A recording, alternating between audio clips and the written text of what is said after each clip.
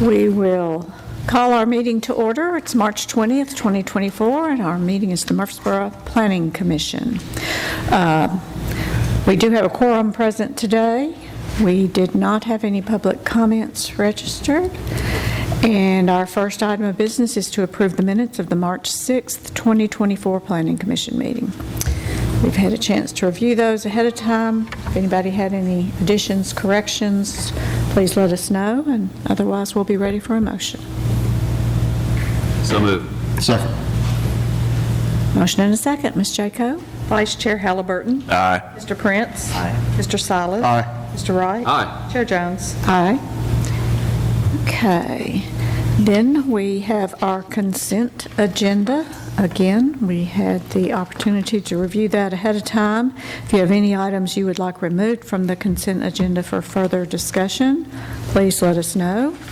And otherwise, we'll be ready for a motion. Make a motion to approve the consent agenda. Second. Motion and a second. Ms. Jacob? Vice Chair Halliburton? Aye. Mr. Prince? Aye. Mr. Silas? Aye. Mr. Wright? Aye. Chair Jones? Aye. Okay. Next, we have the GDO portion of our agenda. The first item we have there today is Clary Park Lot 12. It's final design review and site plan review of a 4,182 square foot restaurant, Neighbors, located on 2 acres, zoned CH and GDO 1, located along Robbie Corlew Lane. Neighbors is the developer. Mr. Barbie, good afternoon. Good afternoon, Chair Jones and members of the Murfreesboro Planning Commission. We've got 3 items before you today on your GDO portion of your agenda. The first item is Neighbors Restaurant, also located as Lot 12 of the Clary Park development. I'm just going to circle this area on your screen. Site location has access to both Willow Oak Drive and Robbie Corlew Lane, as you can see for you. Also has pedestrian connections to the residential portion of the PUD located to the north side of the plan, as well as to the public streets as well. The landscape portion of the design, they're meeting their typical streetscape along Robbie Corlew Lane. They do have the required buffer adjacent to the residential portions of the Clary Park development. The perimeter parking and then base of building landscaping is also provided. The site is also fully irrigated as required. They have met the photometric minimum by having no more than half a foot candle of light beyond the property line. And they did make some minor changes to the exterior materials since you saw this previously at initial design review. They've identified those on the plan. It is very, very minor. The materials are so similar, unless you look through the details, you wouldn't be able to find them, I don't believe. The plan is generally in good condition. We would request that any approval is made subject to all staff comments. I believe Mr. Taylor and Mr. Oz are both with us here in the meeting today, and I'm also available if you have any questions or comments as well. Okay, thank you, Mr. Barbie. We've got a couple more technical difficulties we're dealing with, and we'll be set. But if anybody has any questions or comments on the final design review for Neighbors Restaurant? Take a quick scroll through that as soon as we can see it.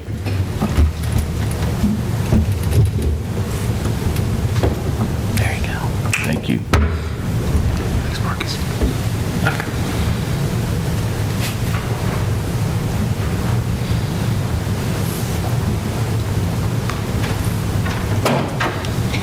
There are no questions. I move for approval, subject to all staff comments. Second. Motion and a second. Ms. Jacob? Vice Chair Halliburton? Aye. Mr. Prince? Aye. Mr. Silas? Aye. Mr. Wright? Aye. Chair Jones? Aye.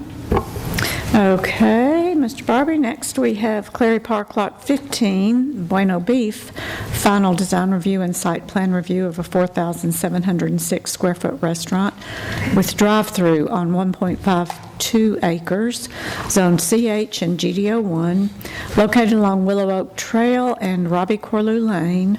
Buenaventure 1 is the developer. Yes, ma'am. As you stated, this is Lot 15 of the Clary Park development, Bueno Beef. This is located all the way on the other end to the west of our previous application, at the intersection of Willow Oak and Robbie Corlew Lane. This is also a restaurant use. This restaurant does have a drive-through located to the planned north side of the building. It does have the required 10 stacking spaces, access to both Willow Oak and Robbie Corlew Lane, both by pedestrian connections and vehicular connections. It also shows a stub to the planned north lot and also to the adjacent property to the east side of the plan as well.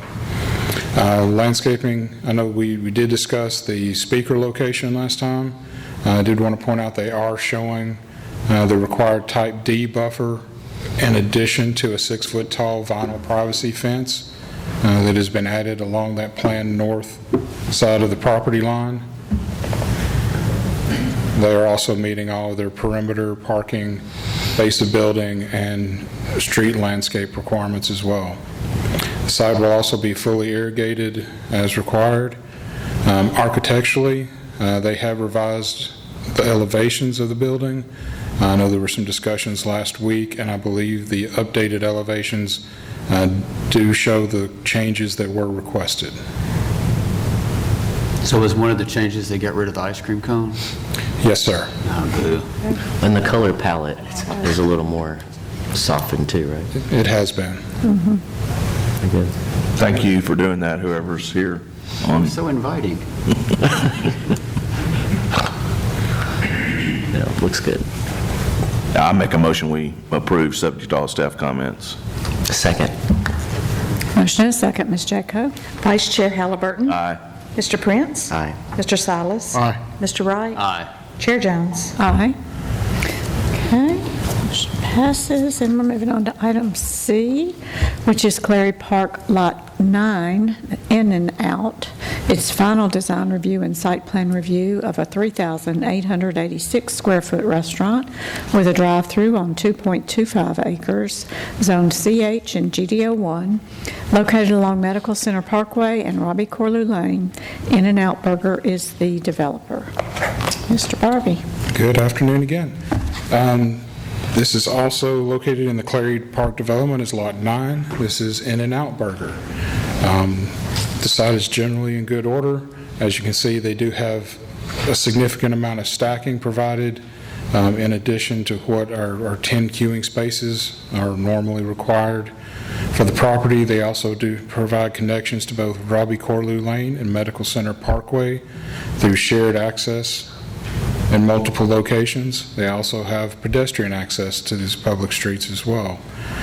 Their formal open space area is to the rear of the property, where they have several tables, some enhanced seating, and patio materials, as well as some additional landscaping and feature items. Getting to the landscape plan, they're meeting our requirements for the landscaping along both Robbie Corlew Lane and Medical Center Parkway with the street trees and street landscaping. They have their perimeter parking and base of building requirements as well have been satisfied, and the site is fully irrigated as required. Scrolling down to the building elevations, I think these are the exact same ones that we had before. There's a nice 3D perspective view of the proposed unit. Staff is continuing to work with In-N-Out Burger to develop a good opening day traffic control plan. And other than that, staff feels that the site is generally in good order, and we would request that any approval is made subject to staff comments and the In-N-Out team providing a traffic control plan that is acceptable by both the Public Infrastructure Department and the Planning Department. That was going to be my question, is if that had been turned in yet. No, sir, not yet. I believe In-N-Out has I'm sorry, have what did you? representatives from In-N-Out here if you have any questions, and I'm also available as well. And explain to me, I mean, I guess we got the 2 lanes, they're stacking lanes, and then they merge together before they get to place their order? Is that the way it works? I believe this is similar to other restaurants where they have, I'm not seeing it. That's correct. Okay, so you do merge to one space? Yes. Okay. So yes, they do merge into one lane in order to place the orders. I'm guessing that they place the orders, and then we're not relying on the public to decide who gets to go next. It's based on when they place the order, but they have to be nice to each other. You don't have to fight your way. I can speak to that if you Okay, please, thank you. And just state your name. Good afternoon, Madam Chair and Commissioners. My name is Jeff Bryant. I'm the development manager who's responsible for our development and our stores within the Tennessee market. So I'm very happy to be here. We have met with Ram Balachandran in the traffic department. We've coordinated with planning and provided some initial discussions as well as overstacking plans in an opening condition. Oftentimes, because this is going to be a number of months down the road, it's going to be dependent on the number of restaurants that we open, how we're going to have a rolled out opening of multiple restaurants, so we're not inundating any particular area with excessive traffic or demand. So as we get closer, if need be, we're perfectly capable and put in place traffic plans overstacking on additional sites. We contract with neighbors for associate parking, so our associates aren't using some of the valuable customer spots, and there's a lot of operational components that we have from an opening day perspective. Like I said, that typically takes place and happens. We coordinate with the city, local police officials, depending on the situation, and it's all subject to the timing of how we open and what the conditions are. Right now, there are additional pads that are available. We've been working with the master developer as well, who's given us some extra space if we need, and all of that would be coordinated with the city to make sure everyone's on board. And I take it beyond opening day, you still expect to have this multiple lanes? Correct. So the site plan Stacking. the site plan that we have shown up on the screen right now is one of the largest queues that we have. It's showing 31 cars. To your question on the ordering, our menu board is typically at car 9, but as soon as we have cars that extend past the menu board, we have operational components and procedures where we would deploy our associates into the drive-through lane to help take orders and facilitate orders. I could spend 5 or 10 minutes talking through all the different things, but we have I just want to make sure there's a plan to Absolutely. keep everybody happy and nice with each other as they merge. We typically have 3 to 4 cameras on site that are dedicated strictly to our drive-through management, and those go into feeds that our cooks are able to see within the kitchen, the back house, the manager of office. The associates that we deploy have handheld ordering tablets as well as radios to be able to communicate back with operations. It's a little bit interesting, but based on our car count and the operations, by the time it gets to about car 16, we'll activate a third grill. So we have a third grill that's prepped and ready. So once we get to that point, you could get your food prepared and ready faster at car 16 than potentially 14 if we were only running the 2 grills. So the number of associates that we deploy within the restaurant, our cooking operations speed up, and we can expedite to accommodate fluctuating demand. Okay, excellent. All right, thank you. Appreciate Thank you the all. explanation. Any other questions for him? Matthew? And Madam Chair, we would ask that you just, any approval be conditioned upon the opening day plan being approved by the Transportation Department prior to the issuance of permits. Excellent problem to have, That's what I was going to say, yeah. Go ahead. Go ahead. No, I was just going to say, what other questions do you have? I was just going to make a motion. Absolutely. Motion to approve subject to all staff comments and the exact verbiage that Matthew promptly just gave. Second. Are there any double-doubles with animal style here? Not yet, Okay. but we're hoping Murfreesboro will be one of the first ones in the initial rollout. All right, we have a motion and a second. Ms. Jaco? Vice Chair Halliburton. Aye. Mr. Prince. Aye. Mr. Silas. Aye. Mr. Wright. Aye. Chair Jones. Aye. Thank you. All right, moving on to plats and plans. Our first item is Kingdom Crest Commercial, Section 2. It's an amended master plan and amended preliminary plat for 5 lots on 16.1 acres, Zone CH, located along Veterans Parkway and Jack Burns Drive. Swanson Development LP is the developer. Mr. Barbie. Good afternoon again. This amendment and amended master plan for the Kingdom Crest Commercial Section 2 subdivision is before you today for consideration. Since the previous approval, they have amended the plan to eliminate some property lines here and make this a larger lot and provide road frontage for Lot 7 along Franklin Road. This is in order for them to also modify the drainage design for Lot 8, so the drainage for Lot 8 can be moved north to the common area detention pond as well. And that's really the biggest change. There is a minor amount of right-of-way that's being dedicated in this area as well. But otherwise, the plat is generally in good order, and staff would request that any approval is made subject to staff comments. Okay. Any questions? There are none. I'll make a motion we approve, subject to all staff comments. Second.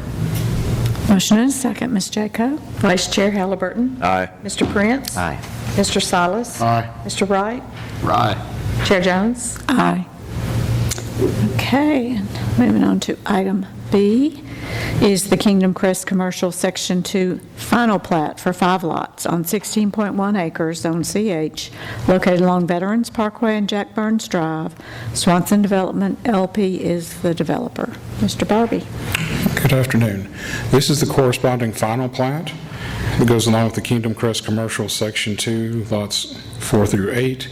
As you stated, it's a 5-lot commercial subdivision and has also been designed to add easements to get stormwater to the north, allowing 8 and 7 to function as well. The plat is generally in good order. We would request that any approval is made subject to staff comments. Okay. Any questions regarding the final plat? If there are none, I'll make a motion to approve, subject to all staff comments. Second. Motion and a second. Ms. Jaco? Vice Chair Halliburton. Aye. Mr. Prince. Aye. Mr. Silas. Aye. Mr. Wright. Aye. Chair Jones. Aye. All right. Item C, Rucker Donnell Commercial Master Plan and Preliminary Plat for 1 lot on 3.2 acres, Zone CH, located along New Salem Highway and Veterans Parkway. Rucker Donnell Foundation is the developer. Mr. Barbie. Yes, ma'am. The next preliminary plat for your consideration is located at the intersection of New Salem Highway and Veterans Parkway. This preliminary plat, as all preliminary plats, is designed to provide and show how the infrastructure will be designed to support the lots that are a part of this plat. They have shown cross-access areas between lots, providing easements, lot areas, and looks like they also have a proposed intersection shown as well. There's also a proposed private drive that will be a portion of this development. Staff has reviewed the plat. It's generally in good order, and we would request that any approval is made subject to all staff comments. And that sheet with all the lots is the master plan. They're only planning on creating the 1 lot on the corner right now. That's correct. Thank you, Matthew. This is the 1 lot that's under consideration at this point. And the master plan you're considering would be for the entire development, since it will be platted in separate phases. Okay. Any questions? If there are none, I'll make a motion that we approve, subject to staff comments. Second. Motion and a second, Ms. Jacko? Vice Chair Halliburton. Aye. Mr. Prince. Aye. Mr. Silas. Aye. Mr. Wright. Aye. Chair Jones. Aye. Okay, item D.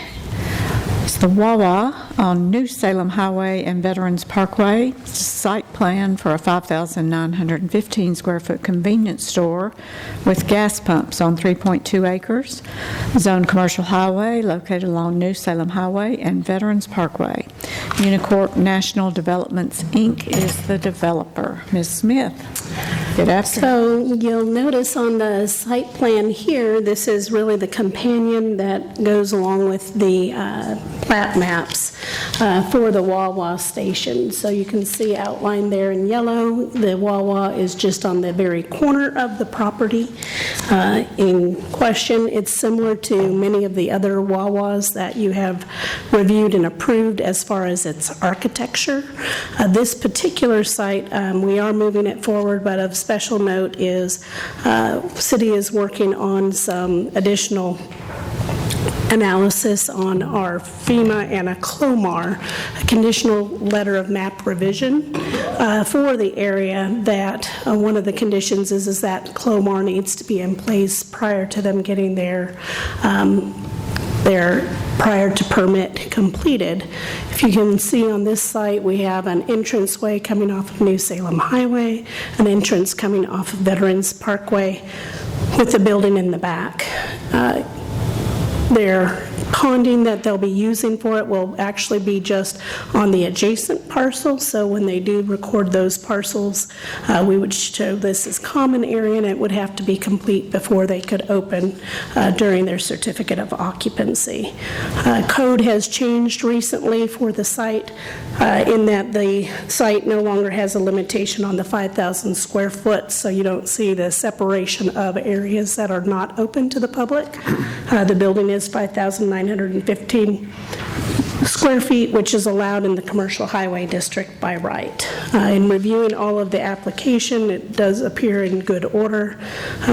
Similar architectural elevations that you've seen in other plans, with the tilted portion up facing the convenience store, and the lower portion of the canopy would actually face the main roadways. Their trash enclosure does match the architecture for the plan. And then you'll notice on this one, staff did comment that these would be considered a sign, and similar to the other Wawas, there's only allowed 3 wall signs for a particular site, so you would probably not see those particular ones, but they could have other ones in other locations as approved by our Building and Codes Department. With that, I think it's, like I said, in good order, and staff recommends approval of this site plan. Okay, any questions or comments regarding this site plan? If there are none, I move for approval, subject to all staff comments. Second. Motion and a second, Ms. Jacko? Vice Chair Halliburton. Aye. Mr. Prince. Aye. Mr. Silas. Aye. Mr. Wright. Aye. Chair Jones. Aye. Okay. Our next item, E, is the Hidden River Estates, Section 3, site plan for 156 single-family attached dwelling units, townhomes, within 21 buildings on 19.5 acres, zoned PUD, located along Doc Johns Boulevard, north of Cason Trail. Hidden River Holding Company, LLC, is the developer. Ms. Smith. Well, thank you again. This particular project you may have seen or recall quite often. We've seen it before you. Last year, Marina Rush brought to you an amendment to their planned development that lost quite a few units. And so these are reflecting really those modifications that are made, not as many in this particular phase, although there are more of the smaller units that was approved when we amended their planned development. And then the one following this is the cottages, which really had the biggest reductions. When we're looking at this particular site plan layout, it is for 3 different building types. One that they refer to as the river, one that's called the villas, and one that's called the landing. You can tell from this map, this is a pretty large area, so this area 3 actually encompasses all of this area. So the rows are an 8-plex building here and here that front onto the river. Most of your landings units are here on the periphery of the spot, and then you can see the smaller lots in the center are the villas. The villas have all surface parking. The landings all have their own parking within each of the fronts of the garages, as does the river row. When staff looked at this, the main things I followed through with is they do meet our open space requirements, even though they did lose land and reshuffle within the development. They also were able to provide for adequate parking, but one note that I did have is when you look at it, there are these kind of guest parking spaces in this area, and there are some to the sides that are not directly adjacent to them, and then there are some along this frontage. In order to get to those particular parking spaces, staff did note that we need to have a connection point that comes between these buildings in some way, shape, or form, and that somehow they designate those for parking, and that's in order so that they can meet the minimum parking requirements for those villas based on the number of units, which there are both 2-bedroom units and 3-bedroom units in that particular portion, but we think that those do fit, and that would not interfere with the next subdivision, which will be to the north of that area. Additionally, on these villas, when we did the plan development, really the concern was that all of the exterior setbacks were being met. So between basically existing units and existing housing and the existing units, so they do meet all those exterior setbacks, but there were not really interior setbacks defined. So in looking at the plans, the one notation that staff did make is they do have their HVAC units facing out towards the surface parking area, and there's not really any dimensions in those. But in order to fit their landscape requirement, next to the building and the screening for the HVAC units, those should be a minimum of 5 feet from the building to the edge of the sidewalk, just in order to fit the HVAC and the landscaping that's required around that. Because there are so many units, it's a little hard to see that, but as we get building plans in for each of the individual buildings, the scale, I think, will be much easier to be able to read. So we did include that in your staff comments as well. And then other than that, these are, again, architecture is included and basically follows what was in our plan book that we anticipated. There is also open space in this particular phase, formal open space, in the form of this very large area here in the center of the villas. And so staff did ask for a formal open space plan, which they are looking at providing for a track. It's a little bit hard to see on this one. A track that goes around the exterior of the site, and then there are these feature horseshoe pits, cornholes, a wiffle ball field, and benches within that formal open space area to meet the standards. And then here you see the architecture that has not changed from the last time you've seen it. So this is the row elevation, and the layout is in the form of 8 units all in one building connected. This one is the landings. And the biggest one, I think, is a 9-plex building, but they range in size depending on the area that they're in. And then lastly, this is the villas, townhomes, and they go up to 10 units adjacent to each other within the subdivision. I believe looking for the applicant's engineer is in the building, if you have any questions or specifics. But staff believes that it does meet the intent of the plan development book, and they're very similar with the exception to the garages. On one of them, they did need to upgrade those to a decorative window, which would probably be, there they are. So when I'm looking at the landings and you're looking at the garages, you'll notice there's no windows incorporated into them. Staff believes that that was a key feature in the architecture in the plan book, so we do, in our staff comments, ask that those be added into this particular building. And with that, if you have any questions, the applicant's engineer is here for anything that you may have. Can I just ask, Ms. Smith, so you were, the HVAC units and like the, trash receptacle, we always have trouble, where do they keep that when it's not trash day?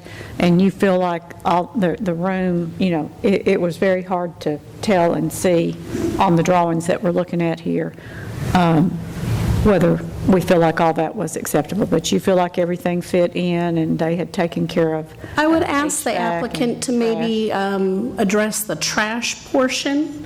And I'm trying to remember, I remember seeing a note that it's going to be a private hauler service, but if they could address that particular item, because 2 of the unit types do have their own garages and are anticipated to store theirs in the cart, and then, but I think it's private hauler, but for the villas, that may be a little bit more question. Hello, Mr. Burns. Hello, Brian Burns. The trash on the villas are what everybody's doing on phase 1 now. We have patios, all the patios are fenced in, and people are just keeping their garbage cans on the patios where it's fenced in. On trash day, which is Mondays, they all pull them out right by their doors, and a private hauler empties the trash and then actually pulls it back into their fenced-in area. Okay. It works much better than a dumpster. Okay. That's what I just want to make place to keep them outside of, trash day, so they're not all just sitting out. Oh, no, we leave notes every time somebody does that, so. And the HVACs, The HVAC set right behind it. We have a little thing that juts off the back of the villas, and it sits right beside it. It sits right against the building, right beside it, and then we landscape around them. So that's the way we did phase 1. It looks nice, and okay. or as nice as you can make HVAC look. Great. All right, what other questions? Comments? The back patios are all fenced on the villas, yes, but not on the landings. All right.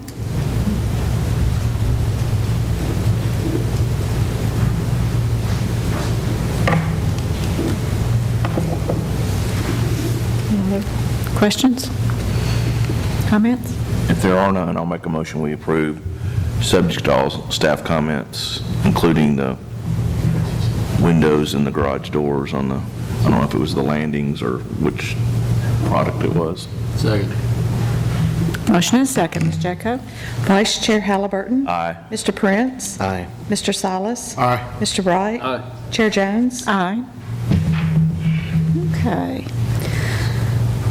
So next, our item F is the Hidden River Estates Section 1B, site plan for 72 single-family attached dwelling units within 36 buildings on 13.35 acres, zoned PUD, located along Eastview Drive, south of Queenie Johns Drive. Hidden River Holding Company, LLC, is the developer. Ms. Smith. Thank you again. This is another phase within the same hidden rivers. As you can see here is delineated on the map. It is kind of the northerly portion of the subdivision, so it actually has this Queenie Johns Drive that is already constructed and in place. They've already recorded a map on some of the properties that are therein, and then they have kind of an interior loop street that comes through here that will tie back into the adjacent street system. So this particular phase, all of the cottage units, you may recall they're kind of like a duplex unit, and they have surface parking in front of each of the units. So it's a front entry garage, and they have 3 different building types that they mix and combine together to give it a little bit more variety in the look. You can kind of see from this layout here how each of those buildings lays out. And as a sample, all of the buildings have at least 10 feet between one building and the next building. A couple of areas they do have a little bit more space available.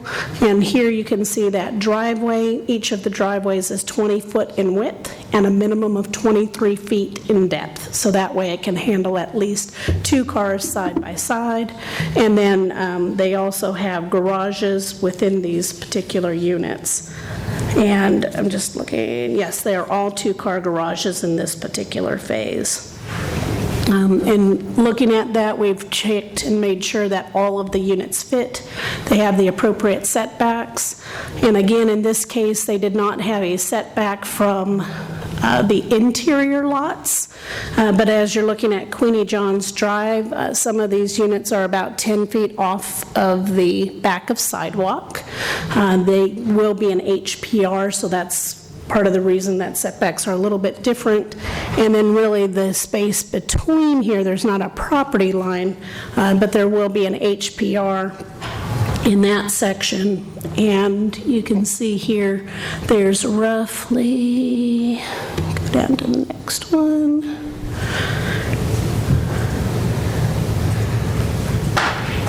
There we go. Roughly about 16 feet between those interior backyards.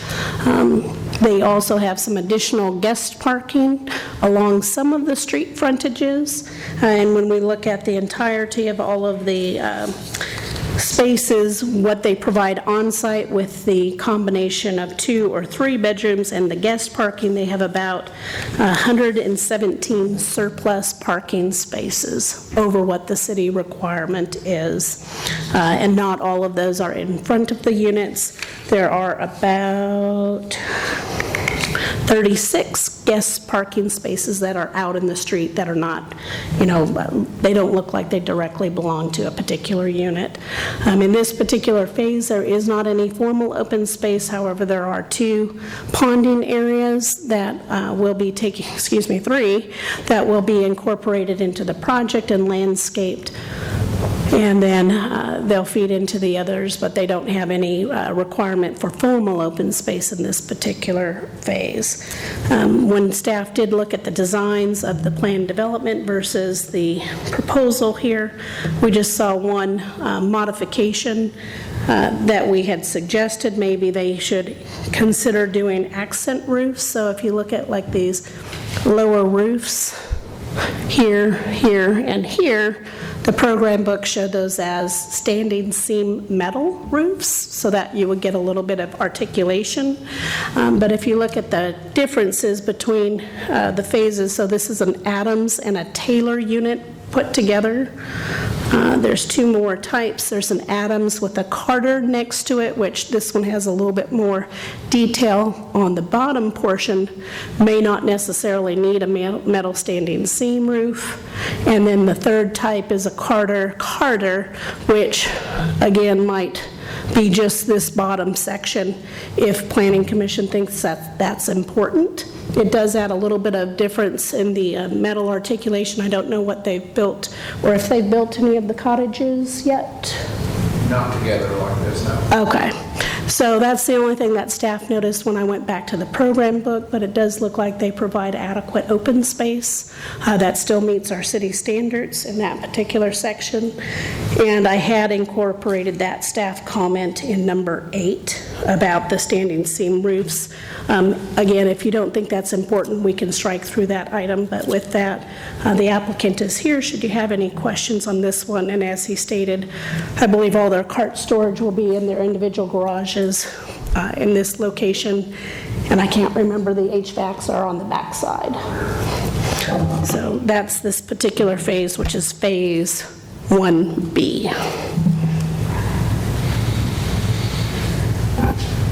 On the version of the staff comments, I have number 6, just says sheet SP3. I just want to make sure you weren't omitting something that was important there, if you needed to. Oh, yes, I better double check that one. We're just making you change SP3. I will double check that. Thank you.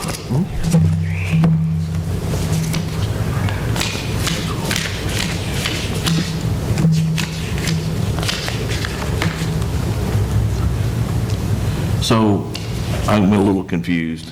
So are we saying that the original plan had a metal seam roof called for or not? It did show a metal seam roof in the architecture, yes. There's always that caveat language, though, that usually says that these are conceptual in nature. I see. However, staff usually tries to look at what has been sold. We should follow that. But if Planning Commission doesn't feel that that's a huge difference, it's just staff looking at what was sold and making sure that you are aware what's in the plans that are being proposed. Maybe we could hear from Mr. Burns if that's something he wouldn't mind agreeing to. The reason there wasn't any kind of money savings or anything, we wanted to do this for, the roofs don't really set up for a metal roof on those little accents very well. When I get out there and I start building them, it's one of those things I sort of play with when I'm out there. It's hard to really put it on paper and know what it's going to look like exactly. If I think it makes it look better, I will most definitely put them on, but those dormers up top you can't see, and sometimes sometimes you stick a piece of metal on it, it just makes it look like you stuck a piece of metal on it, and it looks awkward. So I'd rather just have the lead way to play with that as I see fit, and I'll make it look the best I can make it look. I'll mention too, sometimes there's maintenance issues associated with, depending on the type of metal, that sort of thing. Not that you don't have maintenance issues with roofs, but, unless it's just going to make it look totally different, I don't have a problem either way. No, I'll make it look the best it can possibly look. It just, sometimes until I get it in front of me, it's hard to decide on a piece of paper. Sure.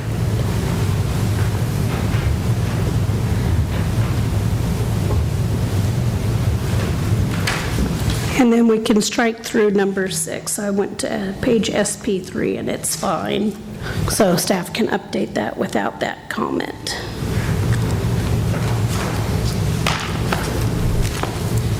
And you know how carefully I review the staff notes. Perfect. Yeah, I'm impressed. That is impressive. Perfect. Any other questions or comments?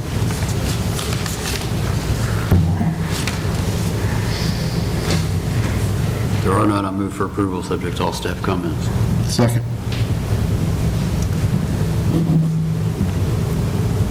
Okay. Do we have to specify anything, or are we good? Did that cover it? I think if it's subject to all staff comments, the staff comments include the addition of those metal accent roofs. All right. But it doesn't state which plans, so it does give Mr. Burns some leeway in how he would apply that. And I don't know if that's... Are you good with And it that? says consider doing it, so. Okay. All right. I just want to make sure we're Yes, covered. and we would remove Think item everybody's 6. fine with that, as long as he's going to make it look, whatever looks best. That's wonderful. So I think we have a motion and a second, and we do have a motion and a second. So Ms. Jacob? Vice Chair Halliburton. Aye. Mr. Prince. Aye. Mr. Silas. Aye. Mr. Wright. Aye. Chair Jones. Aye. Okay, next item G is the Dutton Apartments site plan for Phase 2 renovations to create 48 net new units from within the existing apartment footprints on 22 acres zoned PRD, the Murph PRD, located at 1345 Windlawn Drive, Eastman Residential Developer. Ms. Smith? Well, hello again. This particular item, you may recall, gosh, we've seen it a couple of times, and that's because you actually approved Phase 1 prior to us getting a zone change because they did have some available density within their current zoning. So you approved Phase 1, and then later council approved both sewer allocations for both Phase 1 and Phase 2, and then we went ahead and approved the zone change that allowed it to be a PRD of a higher density, and that density brings the total count up to 312 units, but it's all within the existing footprints of the buildings to that 14.19 units to the acre. You can see in this particular picture, this is the overall subdivision that is off of Wendlawn, is the street that comes here in the front. There is one entryway here off of Wendlawn and one back at this location. Their project, Phase 1, almost everything is done in this particular phase, all 4 of the buildings, and so Phase 2 is actually this section. These 4 buildings, they're very similarly situated as the other ones. They've also, in Phase 1, they went ahead and made some upgrades to their tennis courts to include pickleball. They went ahead and expanded their dog park area. They converted a basketball court area to children's play on hard surface. They've added a family tot lot, done some upgrades to the clubhouse, and so now really they're just ready to start the last portion of their taking those old 4-bedroom, 4-bath student units offline. So this looks very similar to what you've seen again before. It's very abbreviated. Woo! It's really small too. I will say this thing is a little bit touchy today. See if we can get it back. There we go. And the applicant, the owner of the business, actually flew all the way out, did I hear, from out of state? Out of state, from New York. From New York to be here, and they've been great neighbors on this project. As I had told them, this is probably one of our best looking bifurcation projects. If you haven't been out at the site, I believe they have open buildings so that you can actually see what the finished products look like, and it is absolutely amazing. And in all of our bifurcation projects, we've been seeing some positive impacts on our crime statistics, which is great to see as well. So this particular one, again, originally they wanted to do fence screening of their new HVAC units. They did find in Phase 1 it was a little bit difficult to, and it didn't look as good as they wanted it to. So they went ahead and made this change out to a landscape screening area because there are quite a few HVAC units that are highly visible in areas, and staff believes that'll be a better long-term response. And here you can kind of see that double row of plantings screening those very long HVAC units. Again, when you're looking at these second phase, it's buildings 1, 2, 3, and 4 that you see up there on the screen, and it's really just the end units, but it's 3 stories high, so it's that's where you get a lot of the differences. And as you can kind of see in this portion, the top drawing represents the existing where the 4-bedroom, 4-bath units are, and the one directly below it represents how those 4-bedroom, 4-baths turn into 2-bedroom, 2-bath or 1-bedroom, 1-bath units, using again the existing framework of the building and the site. And again, you can see here on the interiors how it goes from that 4-bedroom, 4-bath into those 2-bedroom and 1-bedroom units Again, it's pretty impressive, and we believe that we'll be seeing some sewer calculations when these projects start to come offline, so we'll be able to take a real point in time how it's impacting our sewer afterwards, because all of these are getting low-flow devices in units that they are not working on bifurcation, as well as new low-flow devices in those new units as well, and less bedroom count at the end of the day. All told, looking at the entire project, they have more than adequate parking because it's based on a per-bedroom basis, and because they're reducing bedroom counts, even though the units are going up, they actually have quite a bit of surplus parking in this case. So with that, the applicant and the owner are here in case you have any questions on this particular project. And I'm sure he'd be more than happy to see anybody out on the site if you want to see it on the ground and how it's come out so far. So this has nothing to do with Planning Commission. It's a curiosity question of mine. So Phase 1's complete, correct? It is almost. It is almost complete. Okay. So 2 of the 4 buildings have certificate of occupancy, and we've moved residents in on 2 of the buildings, and the other 2 hoping to get certificate of occupancy by the end of this month, so by next week. If you'll just state your name for the Mark Schofel. record, and you're the owner developer. Yes, that is correct. So have you had any issue renting these? We have not, no. It's been, we're, of the first 2 buildings that we delivered the first building basically the first of this year, and the second building at the very end of January. We're almost 75% occupied on those 2 buildings and counting. So it's been really, really great activity, great to see. You know, it's the response to the new unit types has been great, and I think it lends itself more towards a conventional renter to have that 1-bed and the 2-bed versus the 4-bed, which is a bit harder to rent to the conventional market. It seems like a large investment to redo it, in knowing what it was before and people willing to move in it, and I think that's great, honestly. Yeah, we spent a lot of capital, a lot of time. Right. And, you know, it's really awesome to start to see the fruits of the labor as as residents start to move in and really like the community. As Steph mentioned, the site upgrades as well, the pickleball court, the children's play area, and the playground. You're starting to see a different demographic and a different, a different renter. As before, when we acquired the property, it was all student housing. So you're starting to see. Could we give you a list of other projects you may want to do? Certainly can. We would love to get involved. I've got one near my house. I'm from out of state, and just, maybe I can give you a little bit of background on us. It's family-run business, started by my grandfather, been run by my father and uncle for the last 40 years. Historically, we've mostly been in the tri-state, but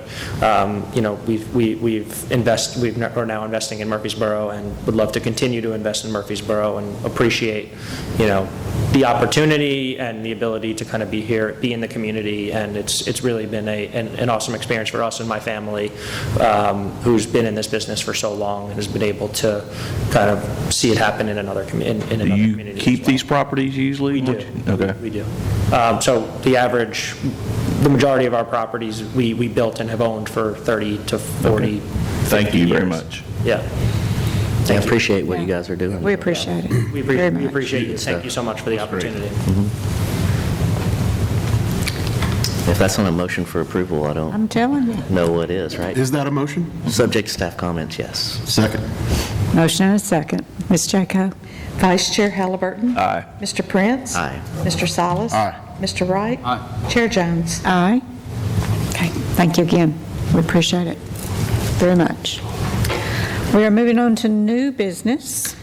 We have 2 items. We have a zoning application for approximately 0.38 acres located along North Maple Street to be rezoned from CH and CCO to PRD, Maple 5 Towns PRD. and CCO. Hamid Mahari, applicant? I have no idea. Help me, Ms. Smith. And I think now it's called just Maple 5. When I saw the most recent updated program book, which Mr. Huddle, Clyde Roundtree will be sharing with you this afternoon. This particular property we've been working on for about 2 years. And originally, they weren't sure if they wanted to try to take some of the commercial off the backside of their property on Memorial, but have stayed within the existing parcel. And as you can see on this overhead, it is zoned CH.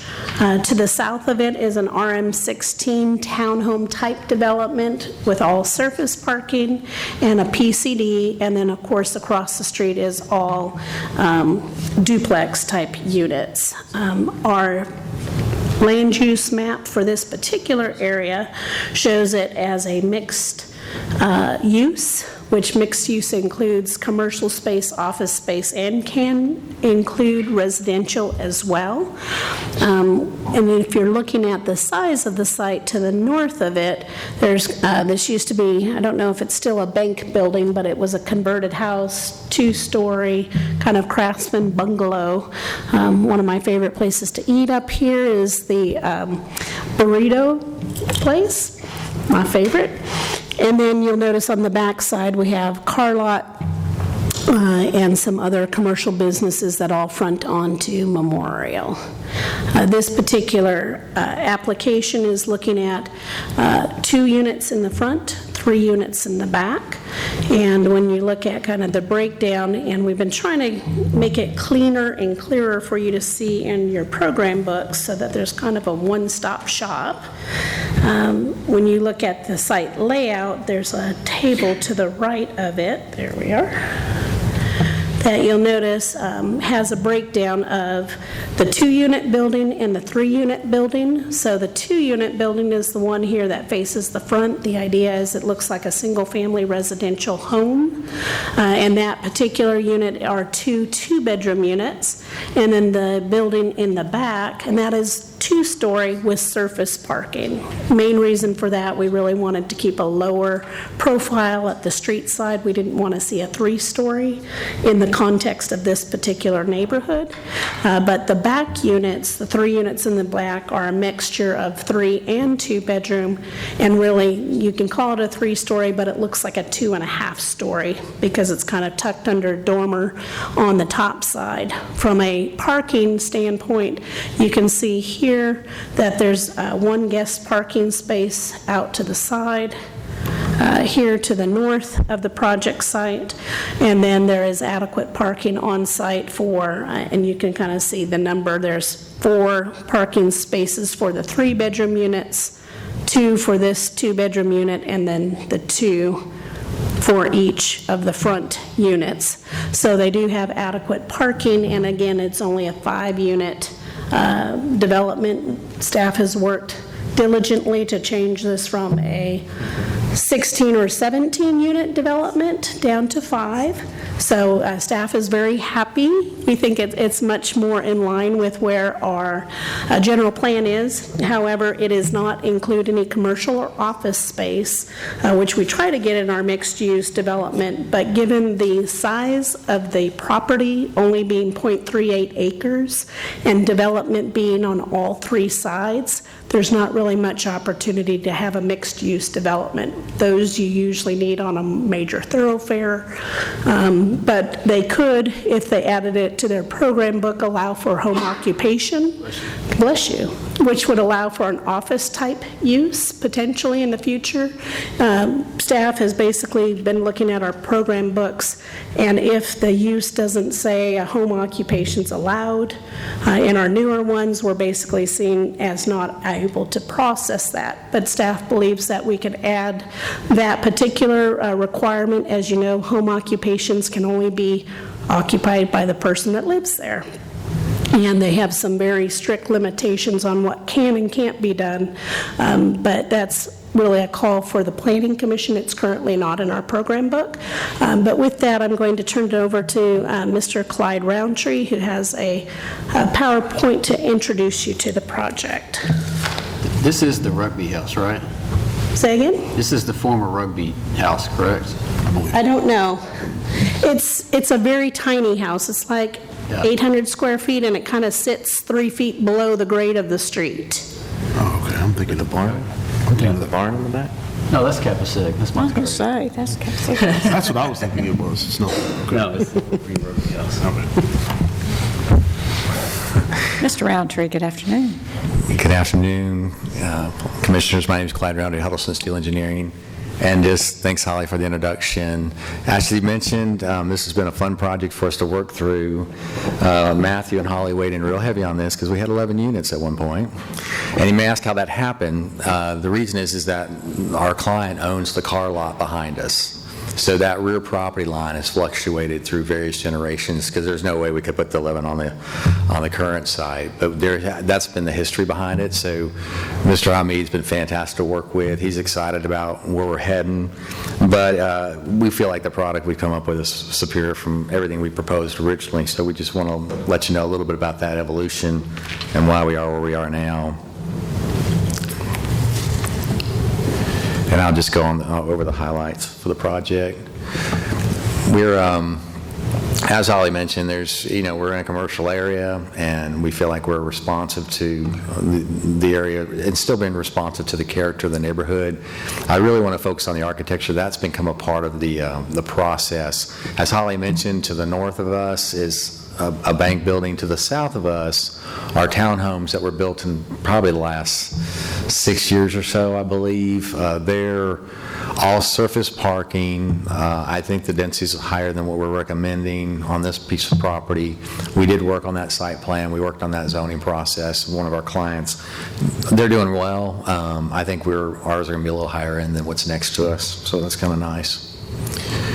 As far as, I will allude back to that. The townhouses next to us are shown on that photo number 2.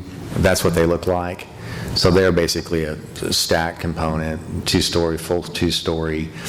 We did respond to the new ordinance requirement that those front 2 units look like a single-family home.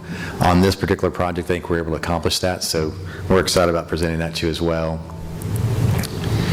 So these are the architectural. So the bottom left-hand corner, that's the front unit. That's the 2 with the rear entry, with the rear loaded parking. And so the architect did a fantastic job, I think, trying to make it look more in character with Maple Street. So this is one I feel like when you have that request and you have 2 units, you can pull it off since we only had 2. When you have 3, it looks a little bit big for the neighborhood, but I think the scale works out really well. You'll find houses very similar to this along Maple Street. And then the top right-hand corner, that's the front facade of the rear units. So as Holly mentioned, the rear units are front-loaded garages, and they're 2- and 3-bedroom units. And then the front units are 2-bedroom units. And then the bottom picture is basically a privacy fence along the back units. So that's, if you could see this from Memorial, that's what you would see. Let's see if there's any other highlights. We provided the private open space on this particular project. Those front porches are counting as our front open space, our private open space, and then the back units will have a small patio area as well as a yard included. And then we are going to do a perimeter privacy fence around, just because it is in a commercial area, and we're going to go ahead and wrap that with evergreen trees just to kind of give them a little separation from the commercial and the adjacent properties. With that in mind, that's really the extent of the presentation. It's a solid project. The client's been very, very cooperative. He's trying to, unlike some of our situations, these are larger townhomes. He wanted the bigger townhomes he could get. And again, he felt like that was more fitting with the character of the street. So that's the other part, that he was very motivated, if we're going to go with less units, to make them a little higher quality.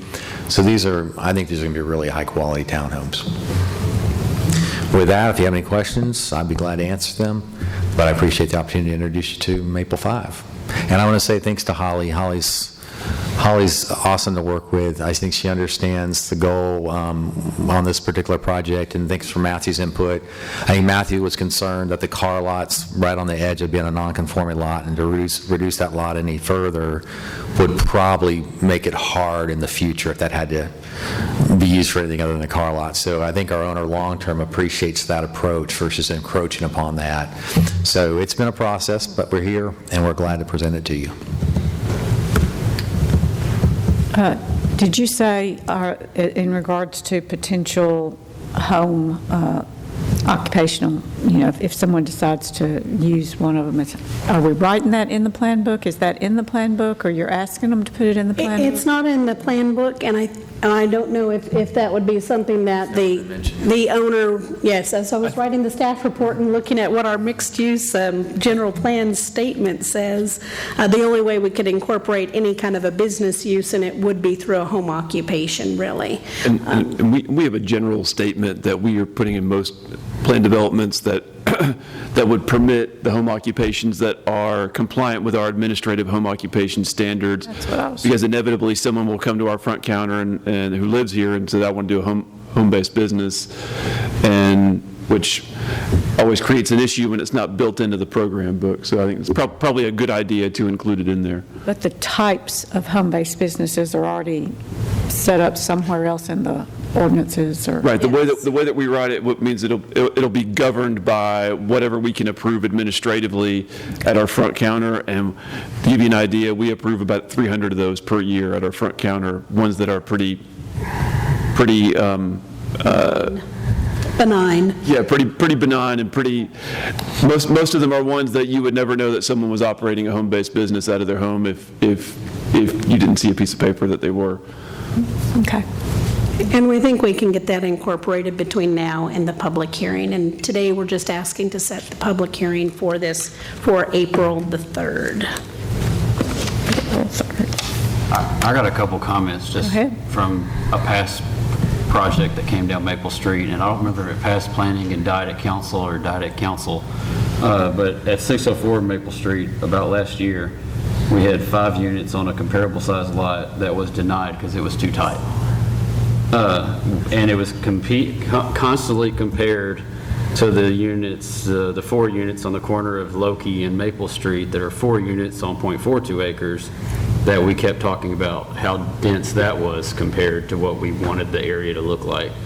And this is even more dense than that. And that one on the 604 North Maple Street was denied for the density. So here we are, exactly the same street, a couple blocks away with something just as dense as the one we just denied. So are we going to just open this one back up for this one down the street to come right back through? Did it have commercial near it? No, it was a townhomes like this. Mm-hmm. The second concern I have is council usually doesn't like switching from commercial back to residential for housing. So we're going to rezone going from commercial zoning down to residential zoning. Just put that out there.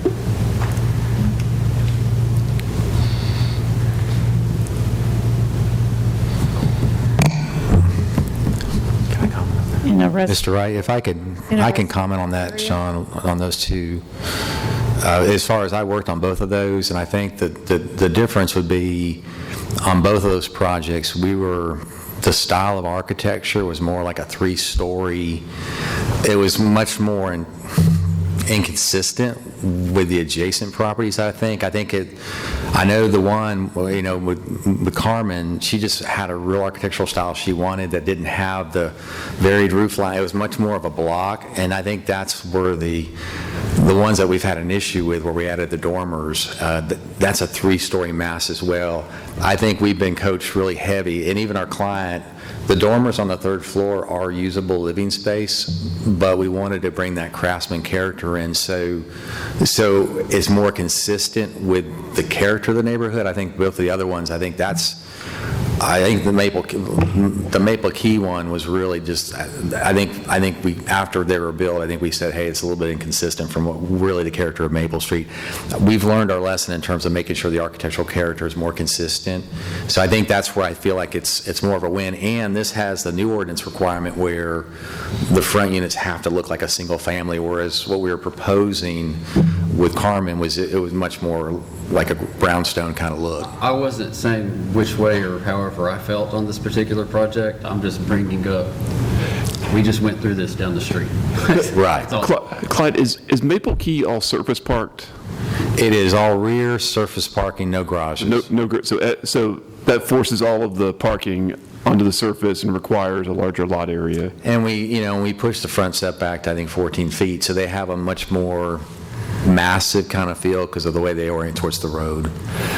And I just did a quick measurement on GIS of the 604 North Maple property, and it came out to be roughly 0.23 acres on that. So this is almost, not quite double. This is .38. Right, so it's I mean, I guess it's all relative, but it's a little bit larger. Just a little bit larger. And I think on Carmen's property, it was a corner lot, I think, and the street that was serving the corner lot was a little bit of a substandard street, so there's issues with just the whole massing of the buildings in relationship to the adjacent properties and access to get into the rear entry courtyard. So I feel like this site's laid out a lot better for what we're trying to propose than those other two.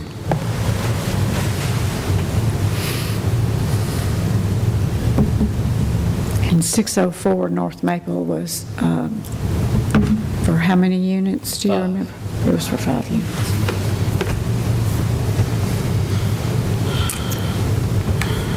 They had rooftops, Chairman Jones, they had rooftop living and on both the front and the rear. They're much more like what Brian's doing over at Hidden River, just more contemporary. I liked them, I thought they were cool, but they're a little out of character for the Maple Street craftsman style and the Highlands overlay that we're kind of responding to. I remember it, I can't remember. I'm not sure it passed at planning commission. That's why I couldn't remember if it passed here and failed at council or just failed here. So technically, this one would be a 12-unit density per acre, and the other one would be almost 20. It died at planning commission. It died. Yes. So we basically said if you didn't bring back 4 units, or no, 3. I think we said 3 units, it's not coming back. And so Carmen did not want to drop the back building, and so it died.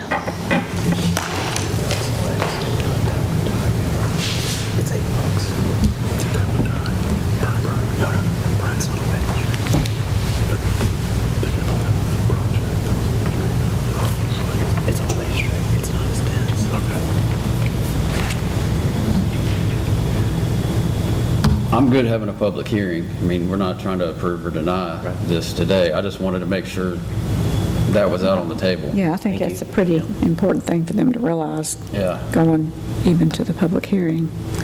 And so, Holly, you said it passed planning commission and... It did not. Okay, it did not pass at planning commission. And we wouldn't allow it to come back to you unless it came back the way you asked for it. I'll set a motion to set the public hearing. April 3rd. April 3rd. Second. Motion and a second. Ms. Jaco? Vice Chair Halliburton? Aye. Mr. Prince? Aye. Mr. Salas? Aye. Mr. Wright? Aye. Chair Jones? Aye. Okay, so we'll have a public hearing. And our next item is a proposed amendment to the zoning ordinance regarding warehouse uses and pertaining to end notes for Chart 1, uses permitted by zoning district. The City of Murfreesboro Planning Department is the applicant. Mr. Blomley. Thank you, Madam Chair, and good afternoon to all of you. We have a very short zoning ordinance amendment to propose to you that we would recommend that you schedule for a public hearing also on April the 3rd. It's some language to clarify an end note that's in the end notes to Chart 1, uses permitted.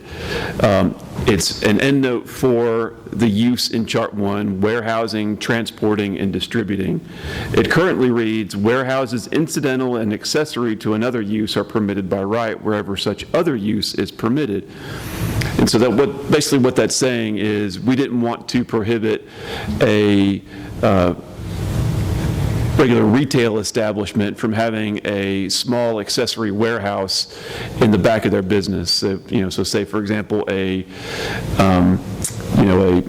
lighting supply business that was predominantly a retail showroom, but had a warehouse in the back to serve contractors, where the contractors could go and have a point of sale there in a much more utilitarian area. But what we wanted to clarify was to make sure that our ordinance was clear in prohibiting warehouses at these uses, or at uses that would not be accessory to such principal uses. So what we've done, we've included some clarifying language to beef up end note 18, and so where it will read, warehouses incidental and accessory to a permitted on-site principal use and which do not include non-retail distribution activities are permitted by right. Use of a facility for bulk delivery, storage, and handling items intended to be distributed for sale or assembly at another location, one shall in all cases be classified as a warehousing, transporting, distributing use, shall be subject to the provision of this zoning ordinance as though such use were the principal use of the premises without regard to other uses on the premises, and 3, shall be permitted only in the zoning districts identified for such use in Chart 1, which are light industrial, general industrial, and heavy industrial. So what we want to make clear is that if a use that is permitted, say, in a commercial zoning district, has a warehouse use that is not accessory or incidental to the principal permitted use, then we're going to treat that warehouse use as if it were the principal use on the property, and it would be only permitted in the industrial zoning districts. And so, to add a little bit of clarity, our zoning ordinance defines accessory as being subordinate in area to the principal use on the property. So that warehouse would have to be smaller than the for example, if it was a retail operation, the warehouse would have to be smaller in size than the retail operation, and the warehouse in question would only be able to serve the retail store that it is attached to, as opposed to, being more for distribution purposes to other facilities outside of that one store. And so, how are you going to gauge that, though? I'm sorry? How are you going to gauge that? I mean, well, size is the easy way to engage that, to gauge that. It's. I think about Stones River. I think it's Business Center or Stones River. So it's on Thompson Lane, across from now the new city building, the Swanson owned. Mm-hmm. I mean, you got people in there that distribute out of that, because the warehouse space is a lot of times larger than what I would call the front office space. And you've got different people distributing product that from that location. I just don't know how you're going to. All of those units, I would think. All of those units, I would think. Right. And I'm pretty certain that development is zoned industrial anyway. Okay. So, well, there you go. So, I mean, you could have a facility that had warehouses that were not accessory to an office or retail, and those warehouses could distribute to other off-site uses, but those would only be allowed in the industrial zoning district. Okay. All right. No, I don't know what, O'Reilly's on Southeast Broad Street. What's that zone? O'Reilly's, I think, is zoned commercial highway currently. And it is the hub for the distribution for O'Reilly's in this area. So if any O'Reilly needs a part anywhere around here, they ship it out of that store. It's a regional, It's a but it's regional like thing. replenishment. Yeah, by looking at that store, it just looks Yeah. like a retail front. Right. Is that what we're talking about, or what are we talking about? If they are shipping to other locations, yes. Like technically, even, it's very common these days for retail establishments to share inventory among each other in a regional manner, like O'Reilly's. boutiques, anything else, right? Like this store doesn't have it in stock, So we're but shipping the it. store like 2 miles away has it in stock. Yeah, I think. Then they'd be I think it's not intended. in a warehouse. Yeah, it's not intended to, like if you go to one store and that store doesn't have it and another store in town says, oh, we have it, we're going to send it to this store. Mm-hmm. I don't think it's intended to prohibit them from doing that. I think what it's intended to do is to prohibit actual distribution to other retail establishments or to other facilities that are not the point of sale. And it does say, do not include non-retail distribution activities. So I guess you could consider that retail distribution, even in the case of. Well, that's what I'm trying to figure O'Reilly's. out. That would be fine. O'Reilly's ships to every O'Reilly in Middle Tennessee, not just the ones in Murfreesboro. That one on Southeast Broad ships to everywhere in Middle Tennessee. But would that be a Is that what retail we're talking distribution about? strategy? Yeah, that would be prohibited it wouldn't be prohibited in the industrial zoning districts, but It's commercial highway, that's why I asked Yeah. specifically. So we would be, that would be a non-conforming use. yeah, it would still be grandfathered in, and it would have both state and city protections in the current zoning. But to your point, that's what you're trying to prohibit, is from somebody building a bigger and bigger, larger warehouse in the back to become a regional distribution center. Yeah, I mean, I What think, you're trying to avoid with this. yeah, and I think technically it's probably already prohibited by the language. The language is just a little bit not as clear as we would like it to be. I'm just curious, have you had issue with it? Are we trying to solve a problem that's not there? Or do we Yeah. have a, No, I think we're trying to clear up an ambiguity in the zoning ordinance. I think it's, I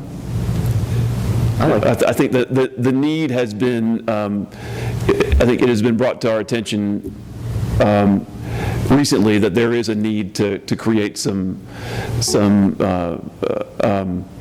clearer language there.